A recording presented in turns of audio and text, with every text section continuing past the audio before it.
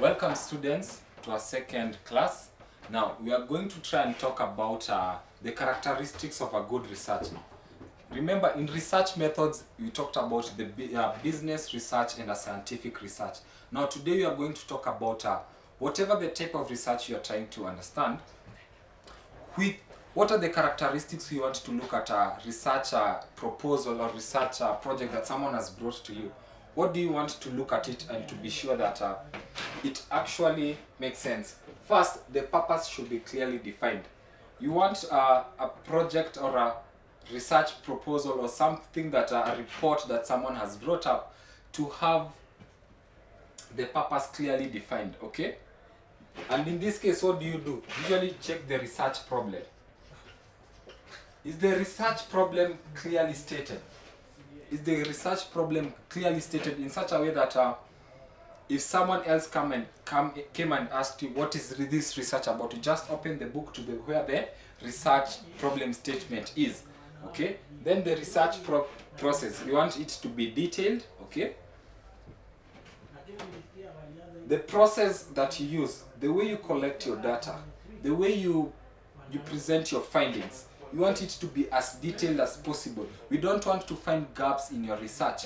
You want to make sure that when you're going through whatever has been set out, that you get something out of it. Then you're saying that the third thing that you usually look at is that the research design is thoroughly detailed, okay? It should be thoroughly detailed. Saying thoroughly planned. Now we usually talk about a situation where we say failing to plan is planning to fail, okay? So if you don't plan for something, if you don't have an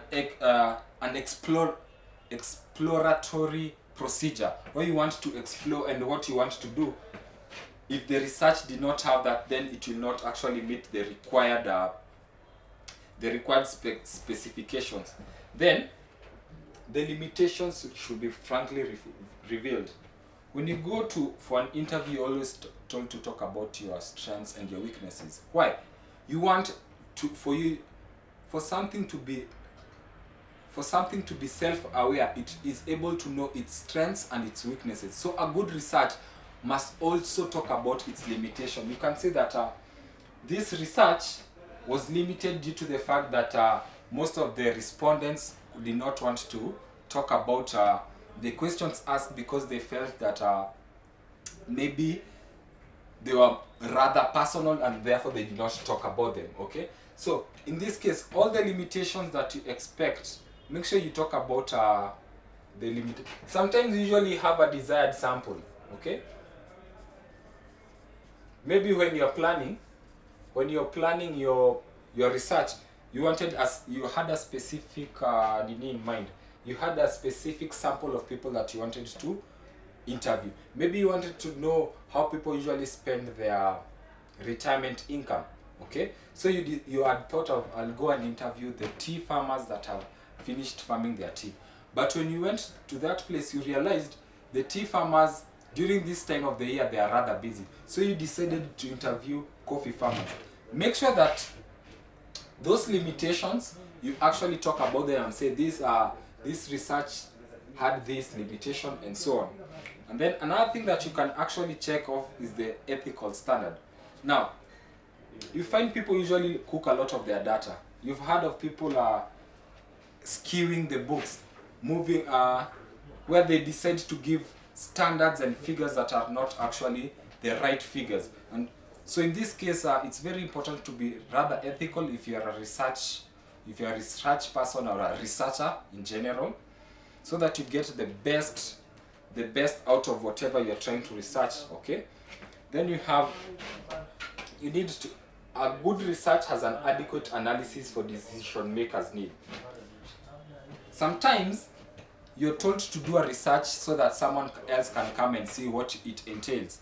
Now, if I'm supposed to make a decision of whether I want to send this money to this county or this other county, I want the analysis to be so well such that when I just look at that bar graph or that bar chart, I realize, this is the company that we should fund, this is the county that we should fund because of A, B, and C. That is, you want the analysis to be so well such that whoever has to make the decision knows what to do about it.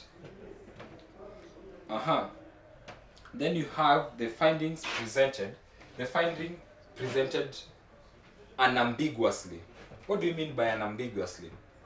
You don't want things that are comme ci comme ça. They are not 100%. You want something that is precise to the point. That is, you don't want the reader of your research to come and ask themselves, so what are the findings? What is the final thing about that thing? And how do you present it unambiguously? By having tables and graphs and so on, and making sure that they are logically arranged. Of course, you don't start giving findings before you've done the data collection. Finally, we'll talk about the conclusions. Are the conclusions justified? Are they decision based? Are they decision based, and are they detailed in that case? Then you also want to know about the researcher's experience. The researcher's experience in this case, you see that the researcher provides experience and their credentials after that report. Because if someone had the duty of going through maybe the number of people that maybe access internet access at a certain point, you also want someone who's credible, and someone who actually has good credentials for that. Now that's all for today. I hope you understand what the characteristics of a good research are. Keep writing those notes, because like I said last time, we'll be having the Zoom class, the videos and the notes. So make sure you go through those notes, write them down, so that when you meet next time, you will present your questions during the Zoom class. Thank you and have a great evening.